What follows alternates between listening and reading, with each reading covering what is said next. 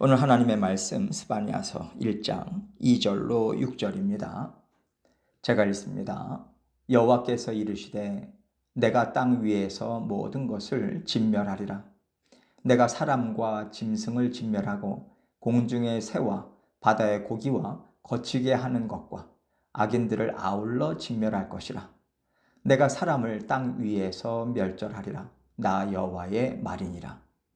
내가 유다와 예루살렘의 모든 주민들 위에 손을 펴서 남아있는 바알을 그곳에서 멸절하며 그마림이란 이름과 및 그 제사장들을 아울러 멸절하며 또 지붕에서 하늘의 뭇별에게 경배하는 자들과 경배하며 여호와께 맹세하면서 말감을 가리켜 맹세하는 자들과 여호와를 배반하고 따르지 아니한 자들과 여호와를 찾지도 아니하며 구하지도 아니한 자들을 멸절하리라. 아멘.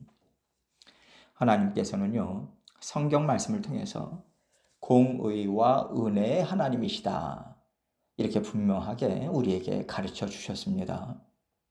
하나님은 계속해서 은혜를 베풀어 주시지만 그 은혜는 반드시 공의와 함께 이루어진다는 말씀이에요. 하나님께서 매일같이 은혜를 베풀어 주시고 용서하시고 사랑만 해주시는 것 같으니까 우리가 죄에 대해서 둔감하고요, 하나님을 두려워하지 않는 마음으로 살아가기가 쉬운데, 하나님께서는 완전히 의로우신 분이기 때문에 하나님의 눈에는 죄가 안 보일 수가 없어요. 다 드러나는 겁니다. 하나님은 우리의 죄를 다 아시면서도 용서하시고 용납하시고 오래 참으심으로 우리 죄에 대한 심판과 하나님의 공의의 성품을 계속 보류하고 계시는 거거든요. 그러나 하나님은 예수 그리스도께서 다시 오시는 날을 이미 정해 놓으셨고요, 그날이 반드시 있다, 우리에게 약속해 주셨습니다. 그래서 하나님께서는 우리에게 하나님의 은혜가 끝나는 그날이 있다, 죄에 대한 심판의 때가 반드시 있다는 것을 항상 생각하라고 하시는 거예요. 예수님께서 재림하시는 때가 먼 훗날일 것 같잖아요. 가깝게 느껴지지 않기 때문에 예수님께서 다시 오셔서 죄에 대해 심판을 하신다는 것을 우리가 두려워하지 않습니다. 물론 하나님의 자녀들은요, 하나님 앞에서 영원한 형벌을 받는 죄에 대한 심판을 받지는 않아요. 그럼에도 불구하고 우리의 영이 온전히 깨어서 하나님을 만나지 않습니까? 그때에 우리가 이미 지은 죄에 대한 그 죄송함, 수치심, 이것은 우리에게 있지 않을까 싶어요. 죄가 드러났을 때의 부끄러움은 우리에게 있을 겁니다. 그러나 그때 예수 그리스도의 십자가 보혈이 우리를 감싸주심으로써 우리가 의롭다 인정함을 받고요, 하나님께서 입혀주시는 아름다운 옷을 입고 영원한 처소로 들어가게 되지 않을까 저는 생각합니다.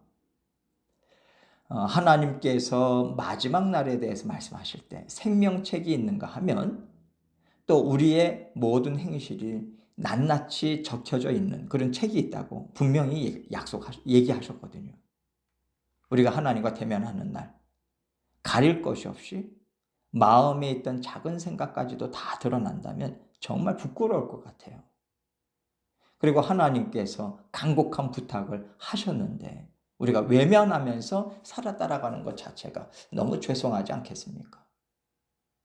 하나님께서 우리와 함께 살아가는 이 땅에서의 삶은 하나님이 지금 당장 우리 죄에 대해서 심판은 하지 않으실지라도 내가 그 죄를 회개하고 그 죄에서 돌이키지 않으면요, 그 죄는 내 안에 계속 남아 있어요.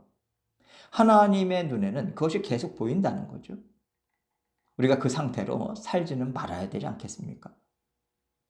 성령께서 깨닫게 하시고 우리의 양심이 아파하는 일들 정도라면 우리가 빨리 하나님 앞에서 회개해서 우리 안에 남겨두지 말아야 돼요. 하나님 앞에서도 보이지 않게 씻어내도록 우리가 애써야 하는 거죠. 그래서 예수 그리스도의 십자가 보혈의 피를 날마다 성령 하나님께서 우리에게 또 흘려 보내주시는 것 아니겠습니까?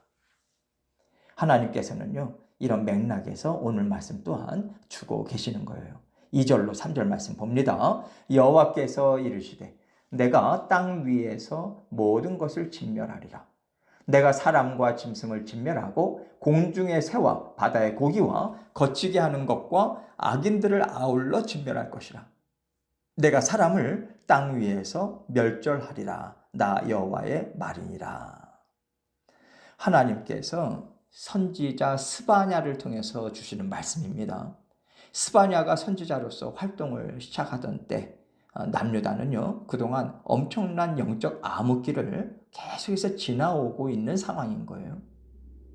왜 그런 상황이 됐냐면 하나님 앞에서요, 선한 왕으로 인정을 받았던 히스기야가 있지 않습니까? 히스기야 왕이 이제 죽게 됐을 때 하나님께 살려달라는 간구를 드렸어요. 그때 하나님께서 그의 생명을 15년 더 연장시켜 주셨는데 그 연장시켜 주신 그 시간에 얻은 아들이 바로 므낫세입니다. 그런데 이 므낫세 왕은요, 아버지 히스기야와는 정반대의 삶을 살아요. 남유다를 우상들로 가득 채웠습니다. 뿐만 아니라 잔인하게 백성들을 학대하고요, 죽이고요. 악한 짓이란 악한 짓은 다 했던 왕이에요. 그리고 므낫세를 이은 왕이 아몬이었는데 짧은 생애를 살았습니다.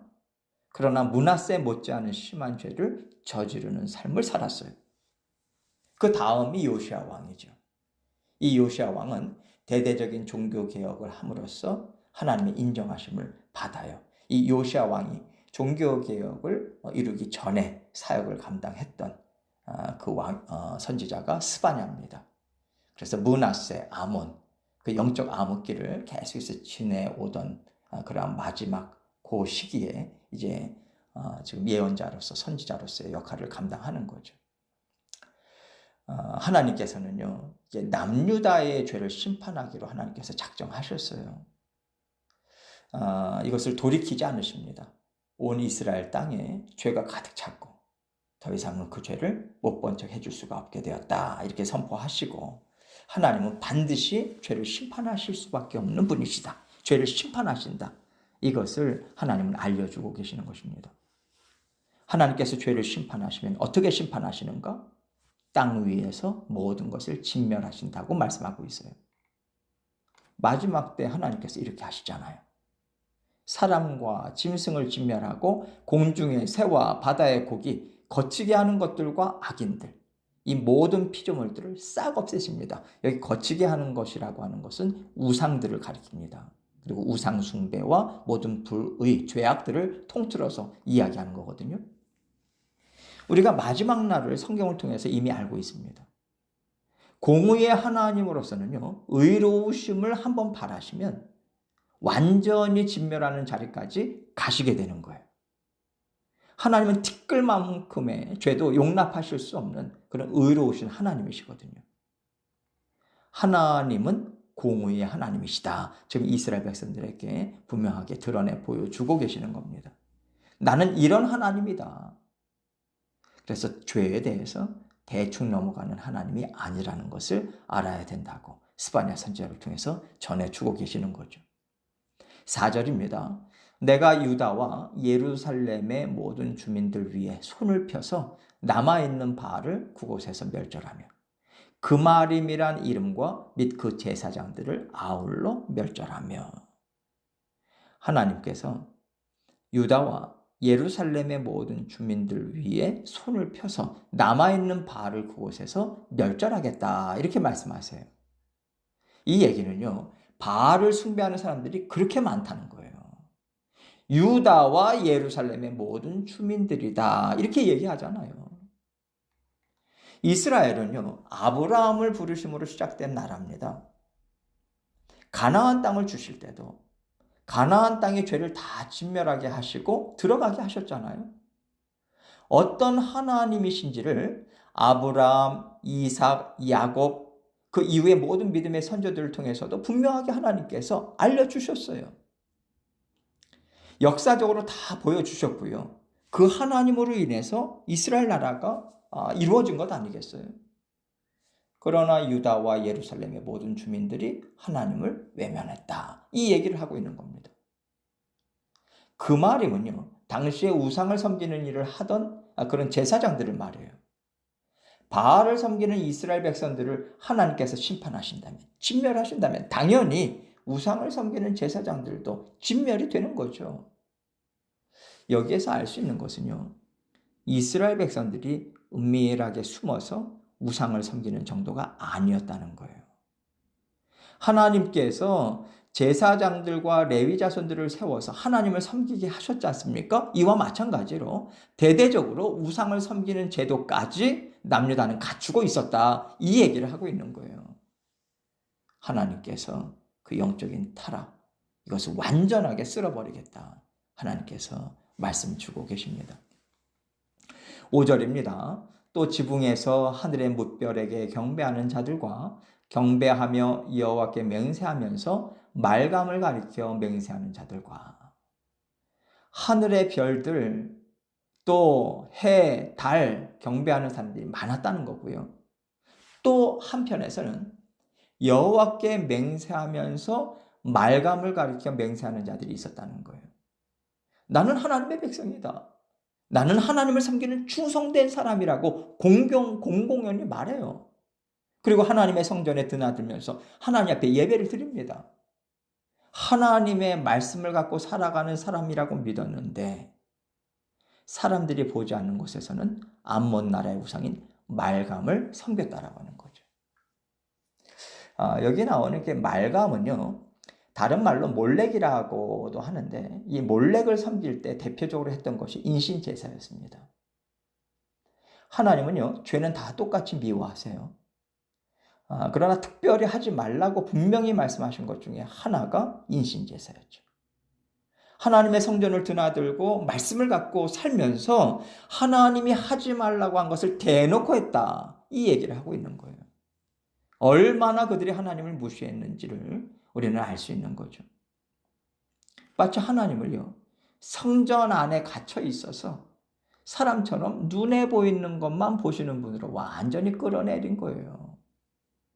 하나님께서 출애굽의 역사를 보여주신 이유가 무엇입니까? 모든 거짓된 우상들을 말 한마디로 쓸어버리실 수 있는 하나님이시라는 거거든요. 그런데 이스라엘 백성들이 그 하나님에 대해서 아는 지식이 하나도 없는 거예요. 영적으로 완전히 죽은 거죠. 하나님께서는 영적으로 죽은 자들을 악인이라고 하십니다. 하나님께서는요, 이스라엘 백성들에게 너희가 그 악인의 자리에 서 있구나. 하나님의 심판을 피할 길이 없을 정도의 죄가 너희에게 이렇게 드러나 있으니 두렵고 떨림으로 죄를 자백하고 하나님 앞에 나오라. 이 강력한 경고의 말씀을 지금 남유다 백성들에게 주고 계시는 거죠. 6절입니다. 여호와를 배반하고 따르지 아니한 자들과 여호와를 찾지도 아니하며 구하지도 아니한 자들을 멸절하리라. 원래부터 하나님의 백성들이었어요. 그런데 지금 우상을 섬긴다라고 하는 것은 여호와를 배반한 거 맞죠? 또 하나님을 따르지 않았다라고 지금 분명하게 말씀하고 계십니다.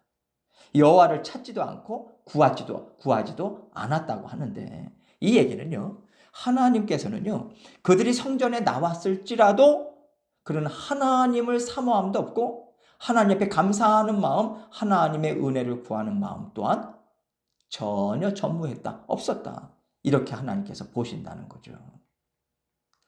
이 영적 무지함이 결국은 하나님 앞에 감출 수 있다는 대담한 마음을 갖는 것이기 때문에 우리가 이 죄에 빠지지 않으려면요, 영적으로 무지하지 않도록 애를 쓰는 방법밖에 없는 겁니다. 그래서 하나님께서는 계속해서 깨어 있으라고 말씀하시는 거죠. 깨어 있기 위해서 계속해서 하나님은 어떤 말씀, 하나님이신가? 말씀을 통해서 하나님이 어떤 분인가를 알아가야죠. 하나님의 성품에 대해서 묵상해야 합니다. 뿐만 아니라 아무도 없이 나 혼자 있는 시간에도요, 이 시간에도 살아계신 하나님은 지금 나와 함께하고 계시다. 이것을 분명하게 인식할 수 있어야 합니다. 하나님 앞에서 우리의 모든 죄가 다 드러나 있다는 것을 알고 하나님 앞에 나와서 죄 씻음을 받고자 자백하고 죄에 대해서 미워하고 멀리해야 되는 거예요. 하나님께서는 우리의 죄 분명하게 보고 계시다는 것을 알고요. 하나씩 하나씩 예수 그리스도의 이름으로 하나님께 자백하면서 하나님께 나오기를 원합니다. 죄 씻음 받아서 하나님의 마음도 평안케 해드리고요. 날마다 온전한 기쁨이 충만하시는 저와 여러분이 되시기를 주님의 이름으로 축원합니다.